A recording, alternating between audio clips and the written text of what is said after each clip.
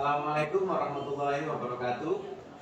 Assalamualaikum warahmatullahi wabarakatuh. Selamat pagi kepada Pak Didi selaku Kepala Sekolah SMP Negeri 2 Pandaan. Kami dari CGP Angkatan 9 Kabupaten Pasuruan ingin menyampaikan beberapa tugas dari LMS 3.1 yang berhubungan dengan dilema etika pengambilan keputusan. Ada 8 pertanyaan Pak yang ingin kami sampaikan. Mohon kiranya Pak Didi berkenan untuk menjawab dengan benar, dan dengan kondisional.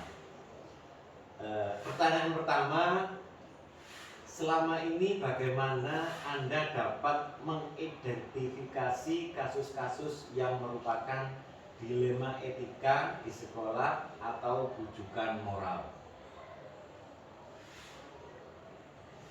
Nomor 2, selama ini bagaimana Anda menjalankan pengambilan keputusan di sekolah, terutama untuk kasus-kasus di mana ada dua kepentingan yang sama-sama benar atau sama-sama mengandung nilai kebajikan.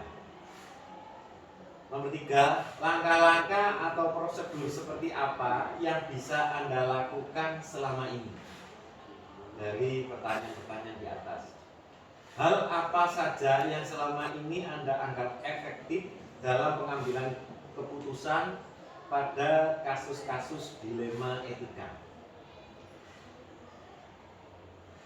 5, hal apa yang selama ini merupakan tantangan dalam pengambilan keputusan pada kasus-kasus dilema etika?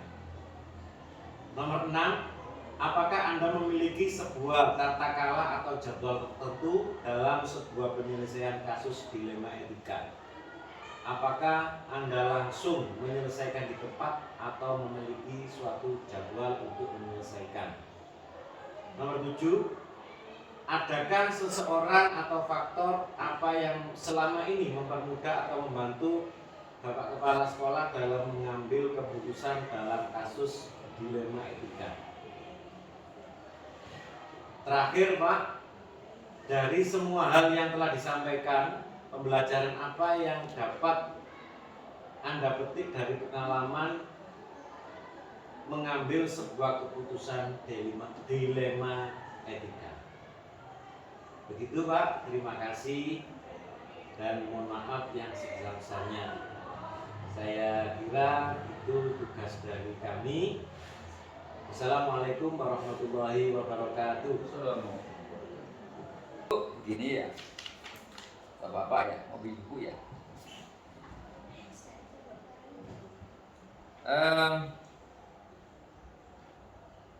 Bagaimana Anda dapat mengidentifikasi masing-masing yang merupakan kepentingan bujukan moral? Sebenarnya Bapak Ibu sebagai CGP itu sudah tahu jawabannya. Jadi selama ini pembinaan saya sebagai kepala sekolah terkait dengan kasual yang ada di sekolah ini itu panjenengan tahu semua, apalagi terkait dengan siswa. Kalau memang dilema etika itu antara kasihan dan aturan, itu ambil kebijakan di tengah-tengahnya. Maka panjenengan harus di posisi seorang guru, seorang pimpinan yang harus bisa mendekat pada anak-anak terkait dengan semuanya. Jika memang itu kondisi dalam ekonomi yang di bawah, ya kita memihak pada mereka. Tapi jika memang kondisi di ekonomi yang atas, ya, sementara anak itu tidak memahami kejelasan apa maknanya, ya aturan ditegakkan. Memang antara aturan dengan sifat kasihan memang jadi satu memang. Itulah ruh manusia. Tapi harus bijak dalam menyikapinya. Sementara jika memang bujukan moral, bagaimana? Ya harus hak dan kewajiban yang ditinggikan antara benar dan salah. Itu harus muncul dalam suatu komunitas guru terkait dengan upaya melakukan pendidikan pada anak. Jadi jika memang itu salah, ya katakan salah pada anak, dan jika memang itu benar, ya dikatakan benar pada anak. Itulah namanya gesah, namanya atau kewibawaan. Jadi antara kewibawaan seorang guru dan pengambil decision marker keputusan pada dilema etika, itulah seorang leader atau pemimpin yang dibutuhkan di sana. Jadi seorang CGP, Bapak Ibu guru yang sebagai calon guru penggerak harus memiliki sifat gesah atau kewibawaan dan juga memiliki sifat seorang decision marker atau pengambil keputusan yang bijak. Itu cara untuk mengidentifikasi terkait dengan permasalahan-permasalahan yang ada di sekolah ini. Oke, berikutnya ya. Oke. Selama ini bagaimana menjalankan pengambilan keputusan di sekolah Anda, terutama untuk kasus di mana dua orang yang sama terhadap sama. Terkait dengan pengambilan keputusan, memang saya sebagai pimpinan adalah top decision marker atau pengambil keputusan yang utama atau mutlak di sana. Tapi untuk di SMI 2 Pandaan, manajemen silaturahmi dan manajemen demokrasi yang saya terapkan di sini ini menjadi tolok ukur dari pengambilan keputusan di sekolah saya. Ada 3 wakil di sana, ada urusan di sana. Maka kita kembalikan pada semua pokok permasalahan itu. Jika itu pokok permasalahan pada arah kesiswaan, maka kesiswaan itu sendiri yang akan memberikan keputusan sebelum ke saya.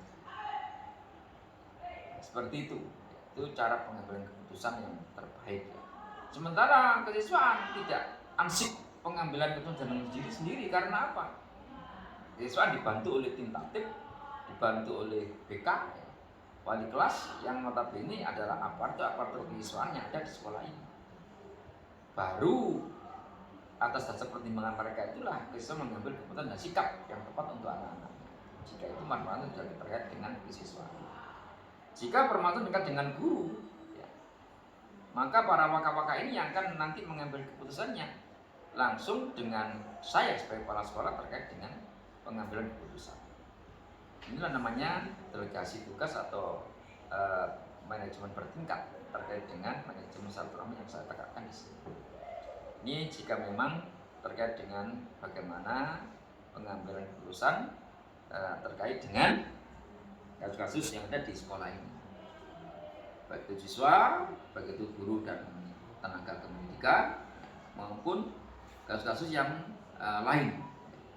Tapi mudah-mudahan Bapak Ibu ya tidak ada permasalahan yang berarti di sekolah ini. Mudah-mudahan semuanya memahami terkait dengan pelayanan pendidikan untuk anak bangsa ini.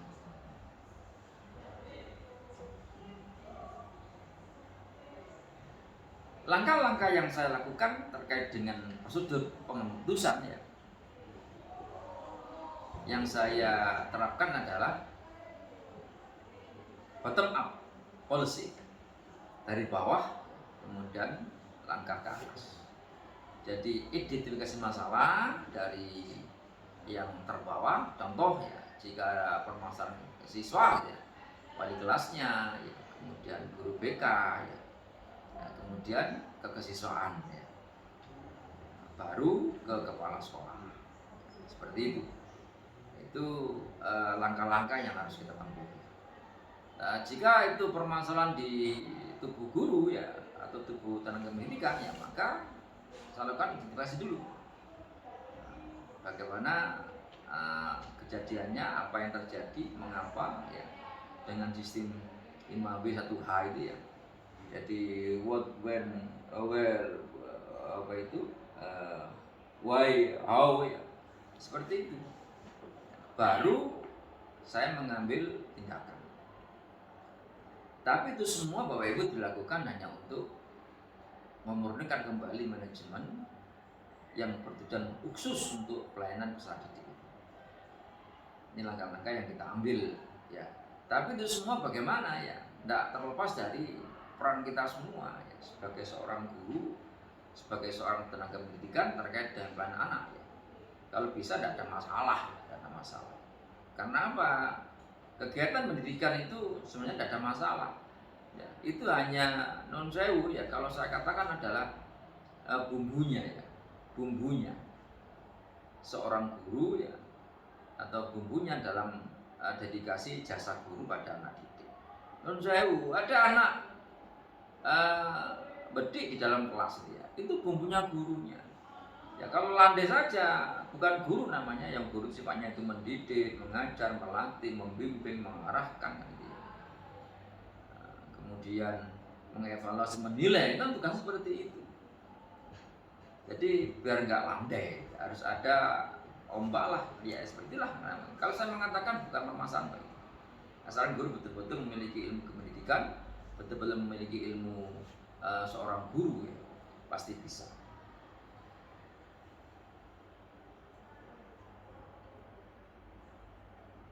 Yang saya anggap efektif dalam pengambilan putusan ya, adalah ketika teman-teman semua saya berikan dedikasi full terkait dengan pengambilan itu efektif sekali. Kenapa harus kepala sekolah turun tangan, sementara para waka, kemudian para urusan, wali kelas itu saya berikan delegasi full terkait dengan permasalahan yang ada. Karena apa?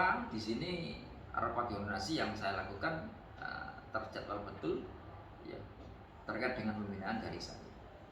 Maka delegasi full tak berikan pada wali kelas dalam menata kelasnya. Saya berikan pada guru BK terkait dengan permasalahan krusial wali kelas. Saya berikan kesiswaan dan pembinaan OSIS terkait dengan permasalahan terkait dengan siswa. Dan saya berikan waka-waka terkait dengan permasalahan terkait dengan siswa dan guru atau pendidikan. Ini saya efektif sekali. Jadi karena apa? Perhitungan saya, jika saya tiba-tiba ada tugas negara yang lain di luar selama 3 hari, 4 hari, sampai 10 hari ya, seperti itu ya. Sementara non sewu ya, kita nggak ada sesuatu ya, tiba-tiba permasalahan muncul di pada anak, masa harus menunggu kepala sekolah pulang? Oleh karena itulah maka efektivitas dalam pengutusan langsung saya berikan dikasih full pada semua elemen yang ada di SMK pada.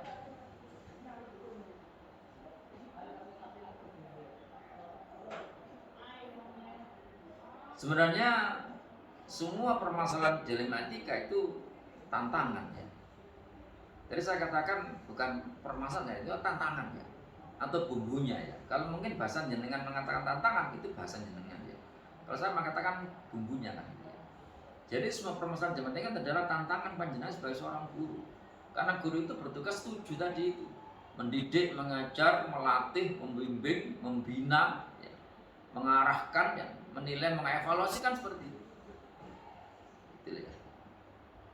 Jadi itu tantangannya guru sebagai seorang guru. Kalau hanya landai-landai saja, ya pinter kabeh lah ono guru seperti itu ya. Kalau memang pandai kabeh, jadi guru kabeh. Tapi kalau mungkin ada anak seperti itulah tantangannya seorang. Nah, ibaratkan seorang petani, apa tantangannya itu? Ya, waktu tandur awal ya tiba-tiba musim penghujan deras, seperti itu gitu ya. Itu kan tantangannya. Bagaimana caranya seorang petani mengatasi agar benihnya tidak hanyut kan gitu. Sebenarnya guru, bagaimana tantangan guru ketika di kelas, ketika anak seperti tantangannya. Saya kira bukan permasalahan gitu. Karena guru siap tantangan apapun yang ada di kelasnya. Lucu sekali ketika guru itu tidak bisa menjawab tantangan itu gitu. Atau challenge and respon kan bahasanya dia. Pernah saya kutip sebuah manajemen seorang pemimpin dunia gitu, talent and tantangan dan jawaban. Ada tantangan ya harus menjawab. Jangan sampai ada tantangan guru tidak menjawab sama sekali. Nah, ketika ada tantangan ya guru menjawabnya dengan respon yang cepat.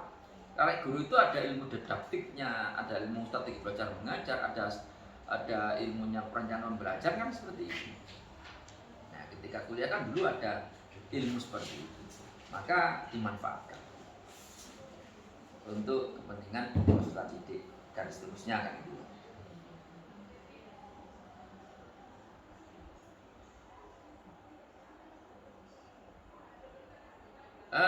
CGP yang saya hormati, saya tidak punya jadwal khusus terkait dengan pengalasan atau pengambilan keputusan terkait dengan dialektika atau penjukan. Karena apa?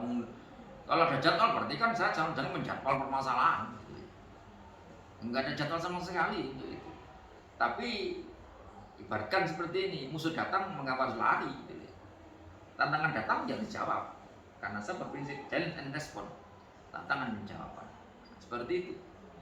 Tapi dengan sistem manajemen yang sudah kuat, ya, dengan terkasih full, dengan berjenjang yang disebutkan tadi, insya Allah di SMK Padang ini tidak ada masalah berarti untuk itu. Karena apa? Semua di sisi masing-masing tupoksi itu jelas. Wali kelas jelas dengan tupoksinya, guru BK jelas dengan tupoksinya, kemudian kesiswaan juga jelas dengan tupoksinya, kemudian urusan jelas dengan tupoksinya, wakil kapal jelas dengan tupoksinya, ya. Hanya prosedur atau cara dan teknik itu harus dilalui dengan, dan insya Allah masing-masing person yang satu tadi sudah saya berikan briefing terkait dengan koordinasi GTK, ya, yang terjadwal itu, ya, tentang prosedur teknis dan teknis bagaimana jika ada permasalahan terkait dengan peserta didik dan sebagainya. Jadi kalau saya secara pribadi nggak akan menjawab khusus, ya, ngomong formal kalau dijawab, tapi jika ada tantangan harus segera dijawab. Jangan sampai berlarut-larut, ya, sehingga muncul akses berikutnya. Karena apa? Jika tantangan itu nggak ada jawabannya, maka akan muncul akses berikutnya. Tapi jika segera dilakukan, tidak usah takut salah lah. Kalau kita ikut aturan Rasulullah itu, ya, ijtihad itu salah itu satu pahalanya. Kalau benar 2 pahalanya kan. Justru yang nggak mengambil ijtihad itu yang nolak gitu. Seperti itu. Jadi tidak usah takut kesalahan Bapak Ibu, tidak usah takut dengan apa itu ketika saya nanti melangkahkan kaki salah bagaimana, tidak usah, ya. Karena apa? Pasti ada obatnya nanti. Obatnya di depan bagaimana.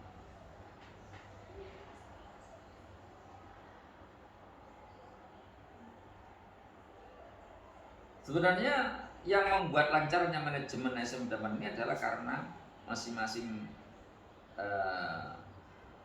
posisi dan teman-teman itu sudah memahami tupoksi masing-masing. Jadi itulah kunci mempermudah saya terkait dengan pengambilan keputusan. Kalau sudah diambil dengan tepat, ya, kenapa harus kita revisi? Ya, sudah bagus. Jadi kunci keberhasilan terkait dengan mempermudah membantu dalam mengambil keputusan dalam kasus tidak dilematika bagaimana, ya. Faktor-faktornya adalah, ya, karena manajemen yang betul-betul sudah kuat dan kokoh. Delegasi yang sudah full, ya, atau penuh terkait dengan pengetasan dilema etika itu atau rujukan moral itu, ya, dengan dasar bahwa semua rambu-rambu telah saya berikan pada masing-masing pemegang kepentingan. Itu faktor-faktor yang utama yang paling mudah terkait dengan keputusan. Karena memang menurut saya sistematika saya dalam memimpin sebuah lembaga yang saya pimpin, apalagi pada 2 ini lembaga yang cukup besar, ya, dengan siswa yang cukup banyak, ya, 1.100 lebih, ya, dengan tenaga guru juga melebihi, bukan melebihi, ya, jadi 80 lebih gitu, ya. Maka tidak mungkin saya sendiri akan mengelola semuanya tanpa tim, ya. Maka memang saya punya teamwork namanya. Teamwork inilah yang saya beri nama teamwork Satria Pemda 165. Nah, ini yang terjadi terkait dengan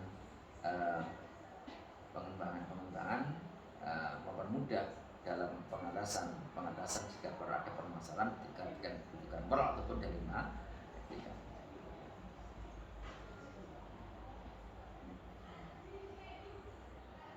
Sebenarnya pelajaran diambil itu bukan dari saya, jenengan sebagai CGPT yang mengambil pelajaran itu. Jadi kalau saya sebagai pimpinan, ya, banyak yang saya ambil dari manajemen yang saya terapkan ini.